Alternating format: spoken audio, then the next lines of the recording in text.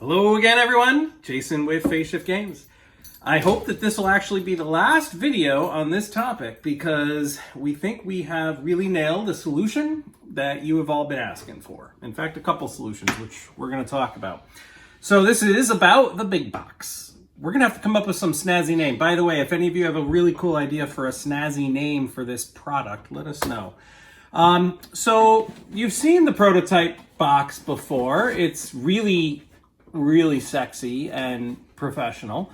But I want to tell you exactly what this is going to be because at this point we've refined the numbers. We've worked with our manufacturer. We've worked with our logistics companies on the shipping side. And this stuff gets complicated, but this is what we're prepared to offer. And we are stoked to make it available as of the moment that you're watching this video. So, big box. The size is roughly the same as what we've already talked to you about, which is it is just over 4 inches high. It is just over 8 inches wide, and it is just over 14 inches long. And that's to accommodate walls and the mats and our boxes and everything else. So first, let's talk about the outside of the box. As you can see, our artwork is astounding.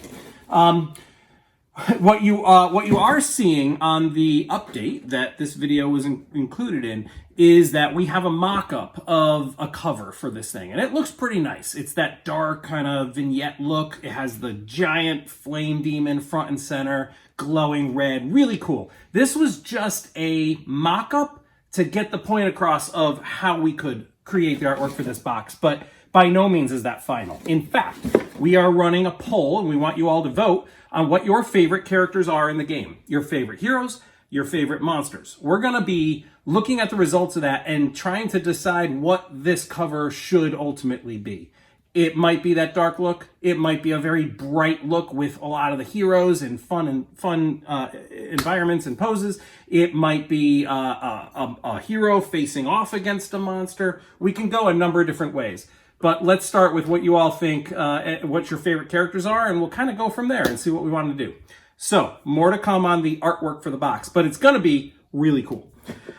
All right, number 2, inside the box. So let's open up our Petco cover here. And inside the box, the dimensions are what we talked about. There's going to be a center divider running down the center. And both sides will be the identical size, and that's so that everything is modular the way that we've shown you previously, and we're going to show you again tonight. But one of the things that we think we'll be able to do, don't hold us to this in case something changes, but based on the numbers that we got so far, we think we're going to actually do full inside printing as well. So just like our boxes from the game, even the big box, and it's much more expensive to do it here, but we think we're going to be able to incorporate full inside printing, which is really cool. So the whole thing will look like the inside of a dungeon, presumably. Okay, so let's start filling this box up. Now, this is the same as last time. You've got your 4 walls, which most of you have or are getting. You've got your 2 neoprene mats, which most of you have or are getting. Those are going to fit nice and snug on one of the 2 sides. If you don't have those, fine. You could fit 3 more cube boxes. We're going to release many more cube games. Or you could put in more of those, the game trays that we're going to include and so on. So you have options. But for those who have the mats and the walls, that's it. Okay. On the other side, as we showed in one of the previous videos, we are going to ask that you choose your favorite cubicle box. And you're going to take the cover off and you're going to put it underneath. And this becomes your card tray inside the big box. And what we're going to do is we're going to include card dividers so that there's taller than the normal cards. There's going to be card dividers called, heroes, races, classes, co-op goals. What did I miss? Quests. And a couple other, ancillary cards and so on. So there's going to be card dividers, and you're going to use this as your card storage. By the way, you all don't even know this yet. I don't know if I have an example of it, but all of the new games that we print are going to have little thumb cutouts here, so you'll have that kind of hole as well, so it'll be a little easier to get stuff. So that's going to go there. Then we have this extra space, and you have options. We are big on modularity and options. So one option is you just want to have the 1 cube box, and then we are going to give you 5 of these. These are game trays. These are me hacking up extra boxes that I had. But these are going to be transparent plastic game trays, each with a lid. And they're all 2 inches by 4 inches by 4 inches. And there's going to be 5 of them. And 5 exactly fits the entire space in the box. So you can put anything you want in those 5 things. You could put all your meeples in one. You could put tokens. You could put small, large cubes, whatever. You have your total choice. In fact, I think we're going to have, I'm going to ask, I've already asked, I haven't gotten an answer yet, but I'm going to ask our manufacturer if we can put a divider inside each one of the game trays. So actually there would be 2 halves of all 5 of these. So really 10 separate compartments, because nothing in our game even needs this size. Like most of our stuff is small. So all the small cubes, large cubes, whatever, could easily fit in half of one of these. The meeples, maybe it takes up the full thing, but you can still have that divider. So we're going to maybe do that as well.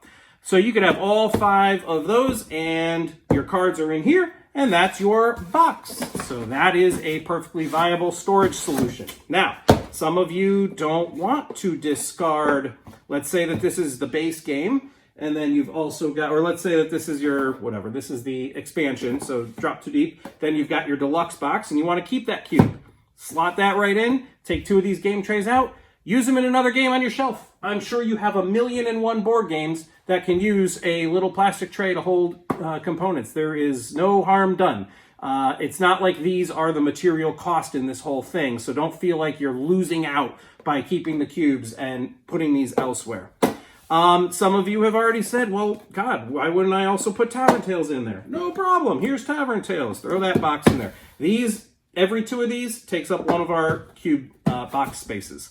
You have every option at your disposal. In fact, if you want to store your trays horizontally, they are also exactly the right size for that. So you have 1,000,001 options on how you configure this box. This is the solution, the dimensions. We are pretty much locked in at this point, and we love it.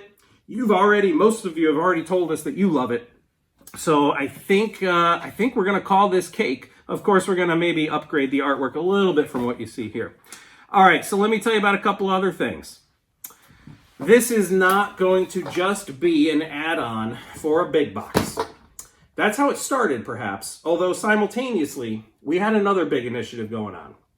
Scott, the designer of Dungeon Drop, has been hard at work, again, at your direct request, oftentimes very heated request, to have more cubes in this game, more stuff to play with, more game modes. So, we are proud to announce that as part of the same add-on, you're going to have Sinister Spells and Wicked Wizard modes. These are 2 new game modes.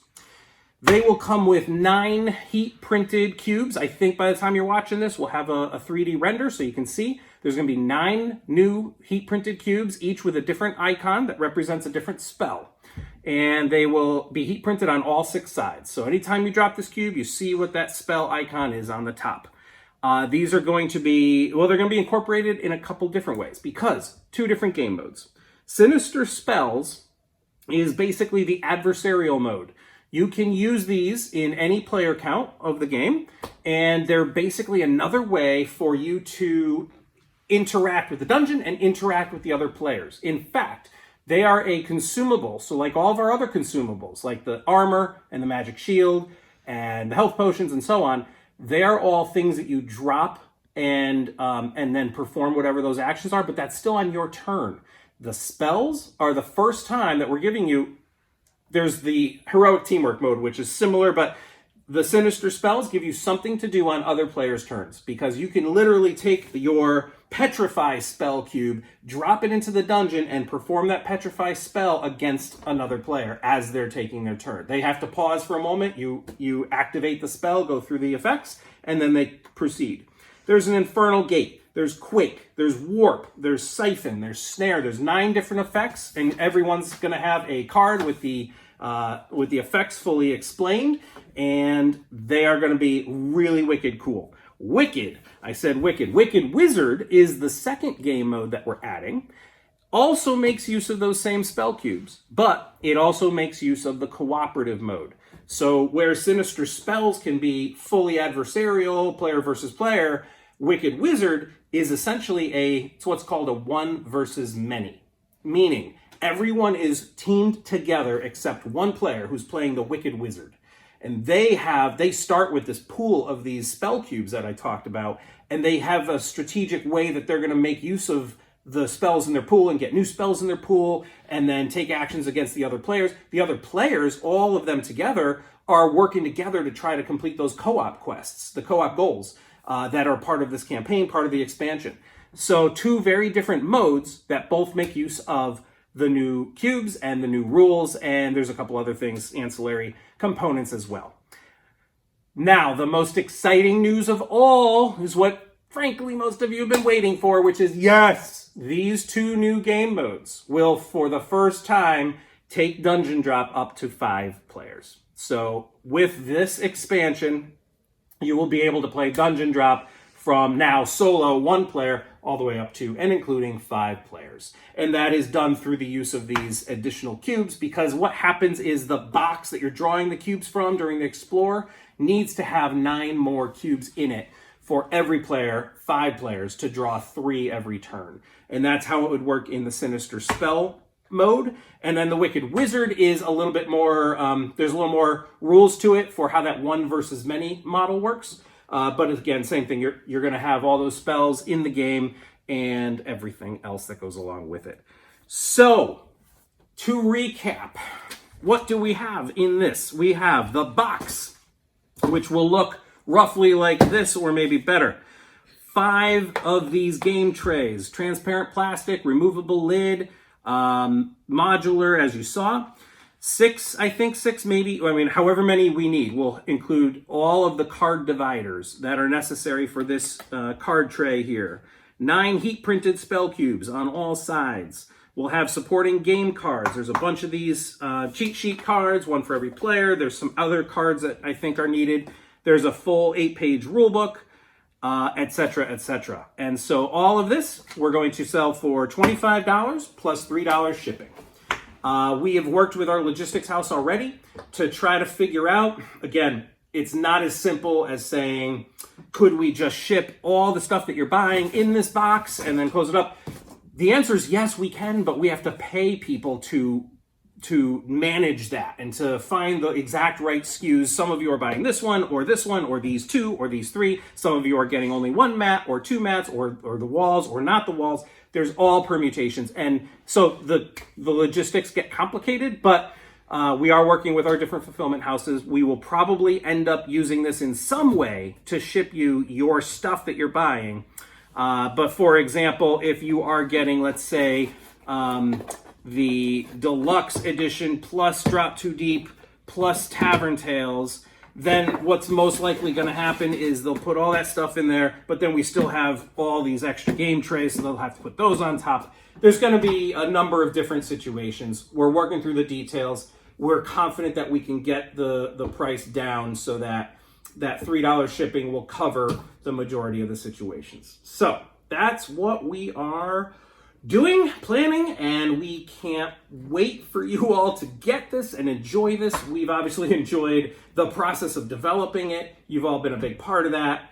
Thanks for your support. We're just thrilled that you have so much interest in the game, that you've been pushing us on these kinds of things, and that we've been able to work with you to come up with something that most of you, I think, are going to really, really be happy with. Oh, one quick caveat. I know some people will ask, could we get just the box or just the expansion?